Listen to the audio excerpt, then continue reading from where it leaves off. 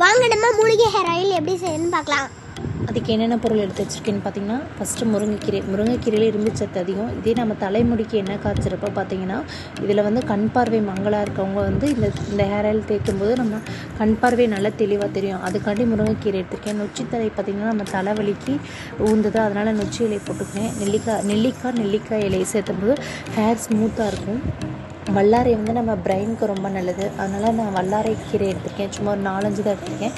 செம்பருத்தி இலை பார்த்திங்கன்னா நம்ம ஹேருக்கு ஷைனிங் கொடுக்கும். அப்புறம் பார்த்திங்கன்னா மருதாணி இலை பார்த்திங்கன்னா வெள்ளை நிறைய முடியை தடுக்கும்.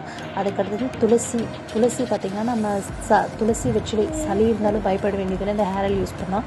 கத்தாழை வெந்தலையும் வந்து கூலிங் அதிகம். சின்ன வெங்காயம் பார்த்திங்கன்னா நம்ம புதுசாக வளர முடிய உதவும். அதுக்காண்டி அவரை இலை பார்த்திங்கன்னா முடி கருமையாக வளரும். அதுக்காண்டி இது வந்து சவரிக்கொடின்னு சொல்லுவாங்க, முதியார் கூந்தல்னு சொல்லுவாங்க. இதுதான் இந்த ஹேர் ஆயிலோட சீக்கிரட்டே இதுதான். இந்த முதியார் கூந்தல் பயன்படுத்தி நம்ம எண்ணெய் காய்ச்சறப்போ பார்த்திங்கன்னா முடி நீளமாக வளரும். அதுக்காண்டி எடுத்திருக்கேன். இப்போ பார்த்திங்கன்னா இது வந்து திருநீற்று பச்சிலை ஹேர் ஆயில் மணமாக இருக்கும், அதுக்காண்டி இது எடுத்திருக்கேன். வேப்பிலை வந்து நம்ம பொடுகு பேன் தொல்லை இருக்கவங்க, அதனால் இது எடுத்திருக்கேன். ரெண்டாவது பார்த்திங்கன்னா இப்போ என்னென்ன இது ஆமணக்கீரை. இந்த ஆமணக்கீரை வந்து நம்ம ஹேரோட திக்னஸ்ஸாக வளரும். புதுசாக வளரும்போது அந்த முடி வந்து திக்னஸ்ஸாக வளரும். அதுக்காண்டி ஆமணக்கீரை எடுத்திருக்கேன். இதுதான் ஆமணக்கீரைன்னு சொல்லுவாங்க. விளக்கெண்ணெயிலிருந்து கிடைக்கக்கூடிய இலை இது.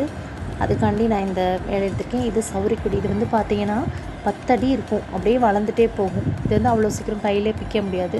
இப்போ பார்த்திங்கன்னா ஹேர் ஆயில் பண்ணுறதுக்கு எல்லா பொருளும் எடுத்து வச்சுட்டேன். இப்போ ரோஜா இதழ் பார்த்திங்கன்னா நம்ம ஹேரை வந்து ஷில்கியாக கொண்டு வரும். அதுக்காண்டி நான் பன்னீர் ரோஸ் எடுத்திருக்கேன். நீங்கள் நாட்டு பன்னீர் ரோஸ் கிடைச்சாலும் வாங்கிக்கோங்க. இது வந்து பன்னீர் ரோஸ், அவ்வளோதான். இப்போ பார்த்திங்கன்னா எல்லாத்தையும் மிக்சியில் போட்டு குறைன்னு அரைச்சிக்கலாம். இப்போ நான் அரைச்சி எல்லாம் ரெடி பண்ணி வச்சுட்டேன். இப்போ இரும்பு வடைச்சட்டி தான் எடுத்திருக்கேன்.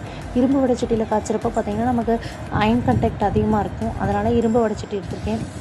இப்போ பார்த்திங்கன்னா எண்ணெய் சூடானதும் நெல்லிக்காய் சின்ன வெங்காயம் போட்டுட்டு நம்ம இப்போ அரைச்சதெல்லாம் வந்து கொஞ்சம் கொஞ்சமாக சேர்த்திக்கலாம். இப்போ சேர்த்திட்டோம். இப்போ பார்த்திங்கன்னா அது கூட முதியார் கூந்தலும் நான் அவரி இலையும் போட்டுக்கிறேங்க. போட்டு நல்லா காஞ்சதோடனே நம்ம ரோஜா இதழ்கள் எல்லாம் போட்டுக்கலாம். இப்போ பார்த்திங்கன்னா எண்ணெய் வந்து இந்த மாதிரி பக்குவத்தில் இருக்கணும். ரெண்டாவது பார்த்திங்கன்னா அரை இதில் எடுத்துருக்கூடாது, அந்த இலையெல்லாம் ட்ரையாக கருப்பாயிடணும். இப்போ பார்த்திங்கன்னா நான் மறாவது நாள் வெயிலில் வச்சு எடுத்து இப்போ வடிச்சிட்டேன்.